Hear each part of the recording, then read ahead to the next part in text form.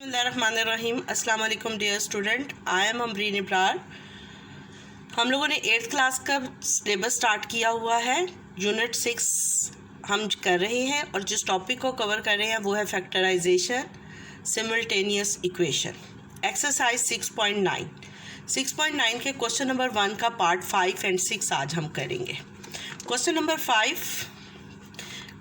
1 देखें, एक्सरसाइज 6.9 का। Find the solution set by using the method of equating the coefficient. Equating the coefficient method के साथ हम ये सॉल्व कर चुके हैं। 1, 2, 3, 4 पार्ट्स हम कर चुके हैं। आज हम 5 और 6 करेंगे। 5 पार्ट में हमें वो कहता है कि 2x - 3y = 6, 3x + 5y = 0। Equating the coefficient में हमें 3 टाइप्स ऑफ क्वेश्चंस आएंगे। फर्स्ट टाइप क्या होगी कि हमारे पास कोफिशिएंट इक्वल दिए हुए होंगे, जैसे कि क्वेश्चन नंबर 1 का सेकंड पार्ट था कि x और y के कोफिशिएंट सेम थे, हमने इनको ऐड या सब्ट्रैक्ट करना है। हमने y के डिफरेंट कोफिशिएंट थे तो डिफरेंट साइन थे, कोफिशिएंट सेम थे, हमने ऐड किया तो y कट हो गया। दूसरा पॉसिबिलिटी क्या है कि हमारे पास किसी एक वेरिएबल का कोफिशिएंट 1 होगा, तो हम उस एक इक्वेशन को जिसके कोफिशिएंट हमने सेम बनाना होगा, जैसे इधर x का 2 था, इधर 1 था, तो हमने इसको इक्वेट करने के लिए इक्वेशन 2 को 2 से मल्टीप्लाई किया तो हमारे पास कोफिशिएंट सेम हो गए। आज हमारे पास थर्ड पॉसिबिलिटी है, और थर्ड पॉसिबिलिटी क्या है कि दोनों वेरिएबल्स के साथ, दोनों इक्वेशंस के दोनों वेरिएबल्स के साथ डिफरेंट नंबर होंगे। अब हमने इन डिफरेंट नंबर्स को कोफिशिएंट्स को सेम बनाना है। अब हम ये सोचेंगे कि हमने इन्हें बनाना क्या है, तो बनाने के लिए हम क्या करते हैं कि 2 और 3 इन दोनों का एलसीएम ले लेते हैं। तो 2 और 3 का एलसीएम आता है 6। 2 और 3 का एलसीएम क्या आ जाएगा? 6। तो इसका मतलब है हमने x के कोफिशिएंट को 6 बनाना है। अगर हम चाहते हैं कि हम y के कोफिशिएंट को सेम कर लें तो फिर हम 3 और 5 का एलसीएम लेंगे। 3 और 5 का एलसीएम निकलेगा 15। तो फिर हमने इन दोनों इक्वेशंस को डिफरेंट नंबर से मल्टीप्लाई करना है कि y के कोफिशिएंट 15 बन जाए। लेकिन मैं आपको x के कोफिशिएंट सेम बनाना सिखा रही हूँ। अब हमारे पास 2 और 3 है, इसका मतलब है कि हमने एलसीएम ले लिया तो हमने पता चल गया कि हमने x के कोफिशिएंट को 6 बनाना है। हम इक्वेशन 1 को अगर 3 से मल्टीप्लाई करें और इक्वेशन 2 को 2 से मल्टीप्लाई करें तो हमारे पास x के कोफिशिएंट 6 बन जाएंगे। मल्टीप्लाइंग इक्वेशन 1 बाय 3, तो पहले 3 लिखा और फिर इक्वेशन 1 लिखी और उसको मल्टीप्लाई किया तो 3 2 ज़ा 6x - 3 3 ज़ा 9 -9y 6 3 ज़ा 18, तो 18 आ गया। इसी तरह मल्टीप्लाइंग इक्वेशन 2 बाय 2, तो इक्वेशन 2 को, और हमने आफ्टर मल्टीप्लिकेशन इसको नाम दे दिया इक्वेशन 3 का। इसी तरह मल्टीप्लाई इक्वेशन 2 बाय 2, तो इक्वेशन 2 को जब हमने 2 से मल्टीप्लाई किया तो 2 3 ज़ा 6x + 10y = 0, इसको हमने मल्टीप्लाई करके 4 का नाम दे दिया। उसके बाद हम देखेंगे कि जिस वेरिएबल के कोफिशिएंट्स को हमने सेम किया है उसके साथ कौन से साइन है। पॉजिटिव सेम साइन है तो सब्ट्रैक्ट होगा। सब्ट्रैक्ट इक्वेशन 3 एंड 4, तो इक्वेशन 3 हमने लिख ली, इक्वेशन 4 लिख ली।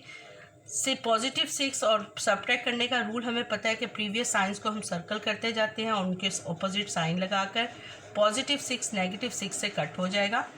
-9 - 10, ये -19y = 18, तो हमारे पास y की क्या वैल्यू आ जाएगी? y = 18 / -19, तो हम ये साइन को इधर शिफ्ट कर सकते हैं, -18 / 19 लिखेंगे। अब y की वैल्यू हम किस में पुट करेंगे? इन दोनों में से किसी भी इक्वेशन में पुट कर सकते हैं। लेकिन आप ये देखें कि अगर हम इस फर्स्ट इक्वेशन में y की वैल्यू पुट करते हैं तो फिर हमारे पास ये वाली टर्म इधर जाएगी और वो 6 के साथ प्लस माइनस होगी।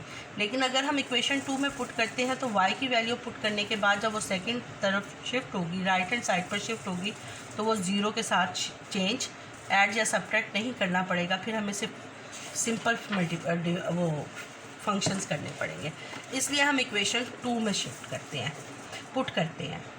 Put the value of y in equation 2, 3x + 5y = 0। y की वैल्यू पुट की तो -18 / 19, 18 को 5 से मल्टीप्लाई करें तो 19 आ जाता है। 3x minus 90/19 is equal to 0। अब इसी तरह इसको जब हमने लेफ्ट हैंड साइड से राइट हैंड साइड पे शिफ्ट किया तो 0 के अंदर जब ये वैल्यू ऐड होगी तो वो वही आंसर आ जाएगा। तो 90/19 इज इक्वल टू 3x। अब हमने x के साथ ये जो 3 इधर मल्टीप्लाई हो रहा है, इधर जाकर ये डिनोमिनेटर में डिवाइड हो जाएगा। तो हम उसको लिख देंगे 90 डिवाइडेड बाय 3 मल्टीप्लाइड बाय 19। 3 1 ज़ा 3 और 3 3 ज़ा 9। इसकी सिंपल कटिंग की हमने तो ये 30/19 बन गया। तो x इज इक्वल टू 30/19। तो सोल्यूशन सेट हमारे पास क्या आ गया, 30/19 x की वैल्यू कोमा माइनस 18/19। ये ऑर्डर्ड पेयर आ गया और इसको हमने सेट नोटेशन में लिख देना है। तो ये हमारा आंसर आ गया क्वेश्चन नंबर 1 के पार्ट 5 का। इसी तरह पार्ट 6 देखें। पार्ट 6 में हमारे पास है 3x minus 4y is equal to 7, 5x plus y is equal to 27। फिर हमने देखना है कि किसी भी वेरिएबल के कोफिशिएंट सेम नहीं है। फिर हम देख लिया पहली पॉसिबिलिटी देख ली। नाउ हम सेकंड पॉसिबिलिटी देखेंगे कि किसी एक वेरिएबल का कोफिशिएंट 1 तो नहीं। यस, इक्वेशन 2 में y का कोफिशिएंट 1 है। तो इसका मतलब है कि अगर हम इक्वेशन 2 को 4 से मल्टीप्लाई करें तो x y के कोफिशिएंट सेम हो जाएंगे। Multiply equation 2 by 4। तो इक्वेशन 2 को 4 से मल्टीप्लाई किया, 5x plus y is equal to 27, 20x plus 4y is equal to 108। Add. अब उसके बाद हमने साइन देखनी है कि क्या इक्वेशन 1 और इक्वेशन 3 और इक्वेशन 3 में y के जो हमने कोफिशिएंट सेम किए हैं, क्या उनके सेम साइन है कि डिफरेंट साइन है। तो डिफरेंट साइन है, ये माइनस है ये प्लस है। तो डिफरेंट साइन होंगे तो हमने ऐड करना है। Add equation 1 and 3। इक्वेशन 1 लिख ली, इक्वेशन 3 लिख ली, इनको ऐड किया तो ये बन गए x के कोफिशिएंट 23x और ये कांस्टेंट टर्म्स ऐड होके 115। तो x इज इक्वल टू 115/23। 23 1 ज़ा 23 और 5 कट हो गया। 23 को 5 से मल्टीप्लाई करें तो 115 आता है। 5 और 1 हमें पता है कि डिनोमिनेटर में अगर 1 हो तो हम नहीं लिखते, हम सिर्फ 5 लिख देंगे। तो x is equal to 5। Put the value of x in equation 2। 5 5 ज़ा 25 plus y is equal to 27। तो y is equal to 27, 25 positive है, यहाँ जाके नेगेटिव हो जाएगा, -25, y इज इक्वल टू 2। तो सोल्यूशन सेट हमारे पास आ गया 5 2 ऑर्डर्ड पेयर।